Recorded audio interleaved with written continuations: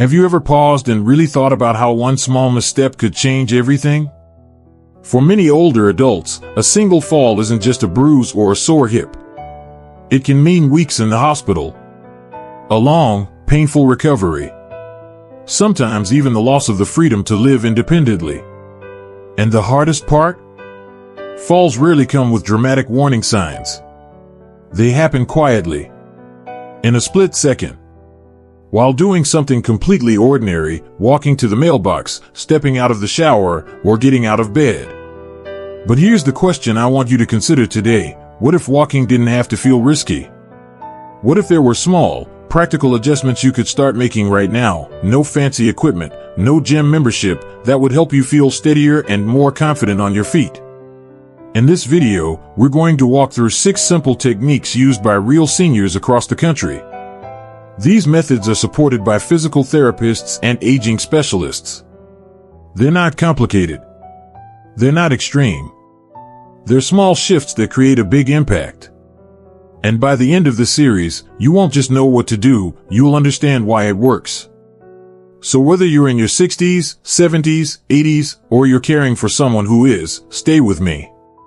These tips could help you feel safer, stronger, and more in control with every single step you take.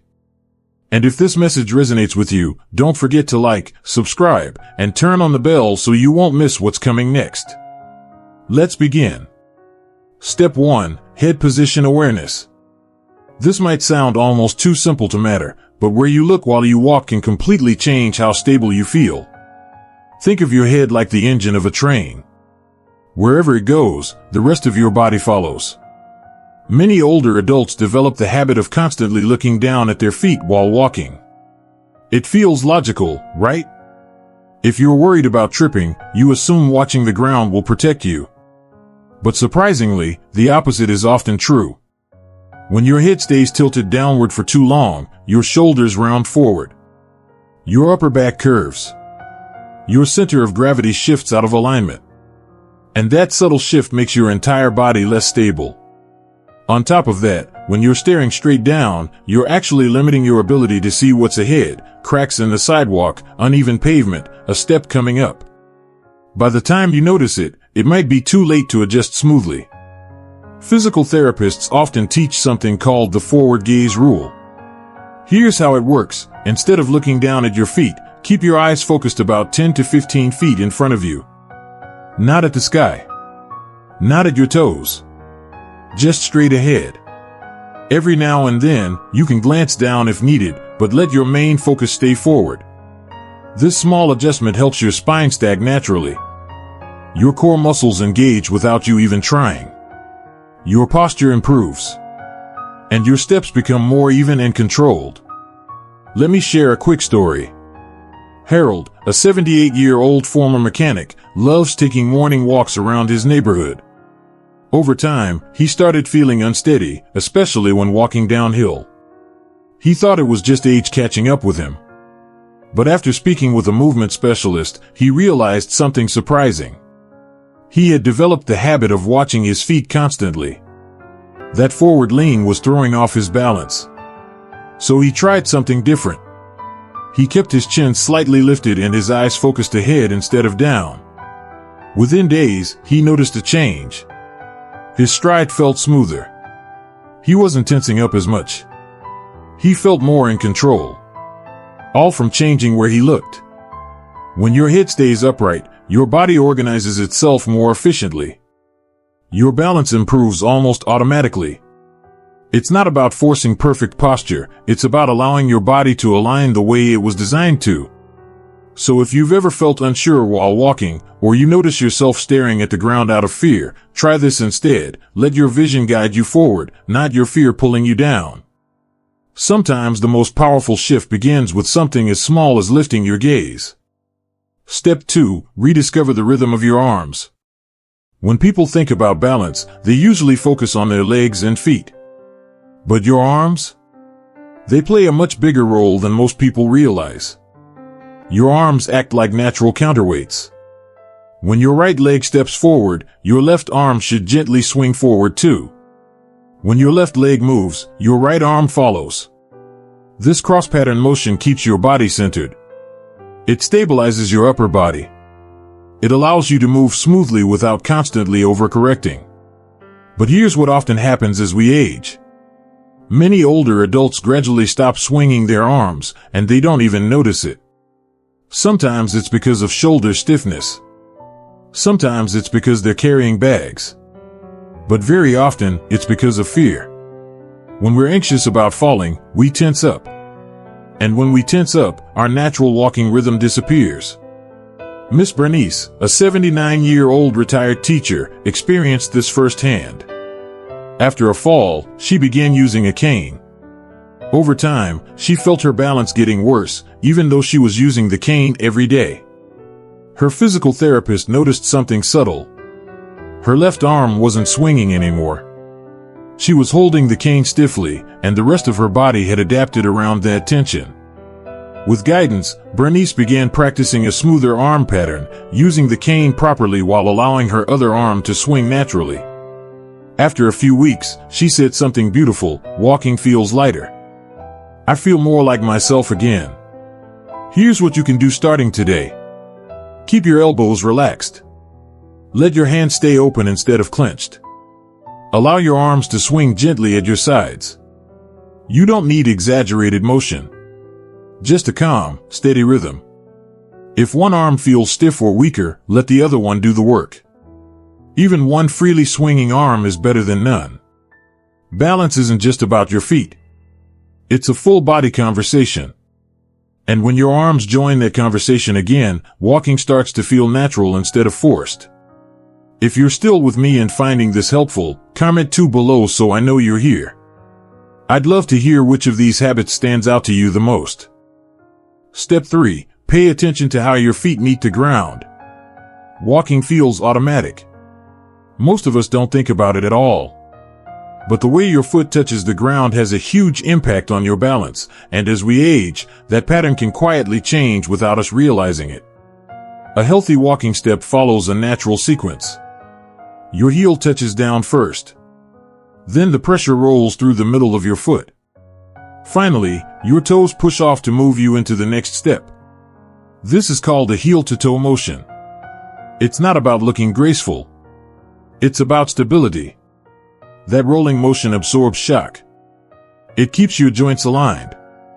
It reduces strain on your knees and hips. And it helps prevent your toes from catching on uneven surfaces. So what changes as we get older?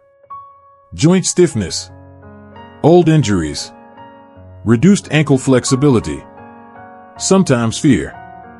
Many older adults begin avoiding heel contact without realizing it. They land flat-footed, or they start shuffling, barely lifting their feet off the ground. And here's the irony: shuffling often increases the risk of tripping. Leonard, a 74-year-old who loves gardening, started stumbling on his back porch. Nothing dramatic, but enough to scare him. When he paid closer attention, he realized he wasn't lifting his feet properly. He was sliding them forward. A physical therapist showed him how to retrain his step. Holding onto the kitchen counter for support, Leonard practiced slowly placing his heel down first with each step. Just one step at a time. Within a couple of weeks, something changed. His legs felt stronger. His knees hurt less.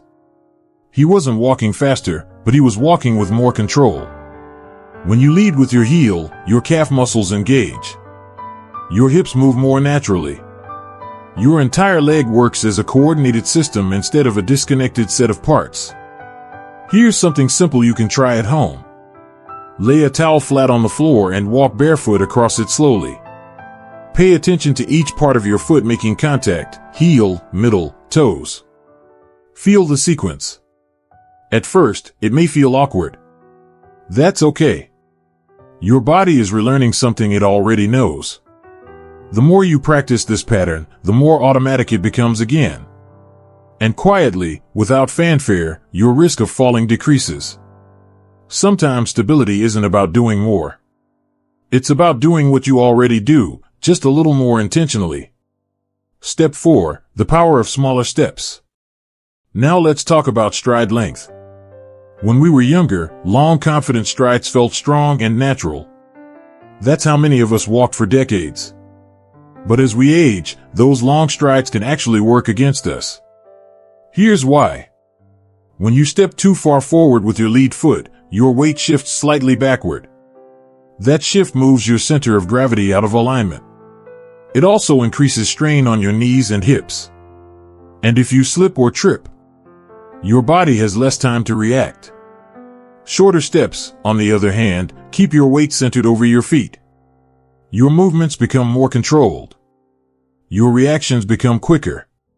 Your connection to the ground improves. Think about toddlers learning to walk. They take small steps. Their arms are slightly out. They stay close to the ground. They're not focused on speed, they're focused on staying upright. That wisdom still applies later in life. Stability should always come before speed. Mr. Franklin, a retired postman in his early 80s, used to pride himself on walking quickly with long strides. He believed it kept him strong. But after a few unexpected stumbles, even in familiar places, he reconsidered. With help from a local therapist, he shortened his stride and slightly increased his step rhythm. Instead of reaching forward, he kept his steps compact and steady. The result? He hasn't fallen since. And interestingly, he says he feels less tired at the end of his walks. His muscles aren't constantly working to correct imbalances. Here's a small experiment you can try. Walk at your usual pace and count how many steps you take in 10 seconds. Then try again, but this time, shorten your steps slightly while maintaining a steady rhythm. If your step count increases a bit, that's often a sign you're moving with more control. And if you use a cane or walker, this principle still applies. Keep the device close to you, not far ahead. Keep your steps compact and centered. Small doesn't mean weak. Small can mean stable. If this tip resonates with you, comment 4 below so I know you're still walking this journey with me. Step 5. Your core is your balance. When people think about walking safely, they usually think about leg strength. But real balance begins somewhere else. It begins at your center, your core. Your core includes the muscles in your abdomen, lower back, and hips. These muscles act like a natural support belt. They keep your spine upright and your body steady as you move. When your core is weak, everything else compensates. Your legs tighten. Your shoulders slump. Your posture collapses slightly. And your walking pattern becomes less stable. That's often when stumbles happen. The good news? You don't need intense workouts or a gym membership to strengthen your core. Small, consistent actions can make a powerful difference. Here's one simple exercise. Stand near a counter or sturdy chair. Lift one foot just a few inches off the ground and hold for 5 seconds. Then switch sides. That's it. It may look simple, but it activates your core muscles and trains your brain to focus on balance. Another easy habit, while brushing your teeth or standing in the kitchen, gently pull your belly button inward toward your spine for a few seconds. Release. Repeat. It's subtle. No one will even notice. But it wakes up the muscles that help keep you upright. Mrs. Lillian, age 81, started doing these mini exercises while waiting for her tea to steep each afternoon.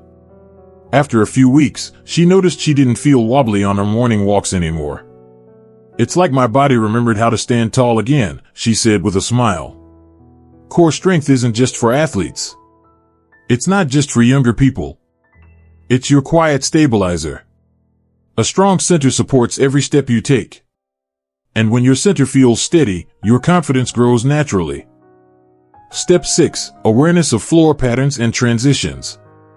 One of the most overlooked causes of falls isn't a loose rug or a missing handrail. It's transition. The moment when the surface beneath your feet changes and your brain doesn't fully register it in time. As we age, our ability to quickly process visual and physical changes slows down just slightly. Not dramatically. Just enough that subtle shifts can catch us off guard.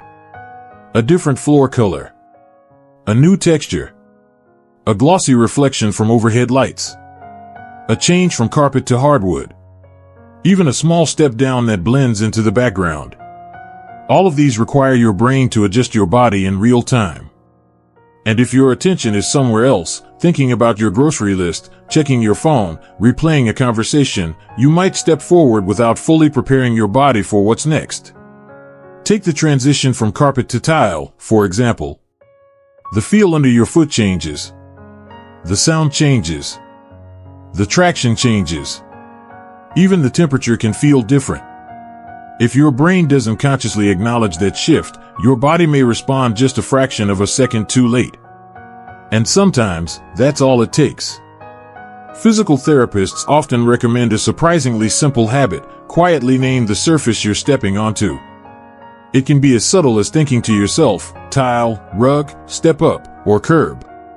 It might sound unnecessary, but this small cue brings your attention into the present moment. It tells your brain, prepare. Peter, a 79-year-old widower from Minnesota, started doing this after nearly slipping on a glossy hallway floor. The shine from the overhead lights made the surface look uneven, even though it wasn't. Now, whenever he approaches a change in flooring, he mentally labels it. He says it makes him feel one step ahead instead of one step behind. Another thing to be mindful of is lighting and reflection. High-shine floors can create visual illusions. Reflections can make flat surfaces look raised or uneven. And if you wear bifocals, take extra care when approaching stairs or curbs. The lower portion of your lenses may slightly distort depth perception. That tiny distortion can be enough to affect your footing. The key isn't fear. It's awareness. The more intentional you are with your steps, especially during transitions, the safer your movement becomes. If you're still here, comment 6 below so I know you made it to the final step. And if this tip was helpful, consider subscribing and turning on notifications so you don't miss future videos designed to support strength and independence. Bringing it all together. Getting older often brings more than just stiff joints or sore muscles. It can bring something quieter. Fear. Fear of falling. Fear of losing independence. Fear of not being able to get back up. But here's something powerful to remember. Confidence doesn't disappear overnight, and it can be rebuilt. The 6 walking techniques we've talked about today aren't extreme. They aren't complicated. They don't require expensive equipment or intense training. They're simple adjustments your body already understands. You're not learning something completely new. You're remembering something wise. When you lift your chin and look forward, your posture improves naturally. When your arms swing freely, your body finds its rhythm again. When your heel touches first, your steps become smoother and more controlled. When you shorten your stride, your balance becomes more centered. When you strengthen your core, even gently, you give your body a stable foundation. And when you stay aware of floor transitions, you give your brain time to prepare. Each one of these changes may feel small on its own. But together, they create something powerful. They restore a sense of control. You stop walking like you're bracing for a fall and start walking with intention. You begin to feel steady not because you're moving perfectly, but because you're moving purposefully. Independence isn't about speed. It's not about perfection. It's about stability, awareness, and confidence. Every small adjustment you practice adds up. Every mindful step is an investment in your freedom. And here's something I want you to hear clearly. You are not fragile. You are adapting. You are learning. You are strengthening.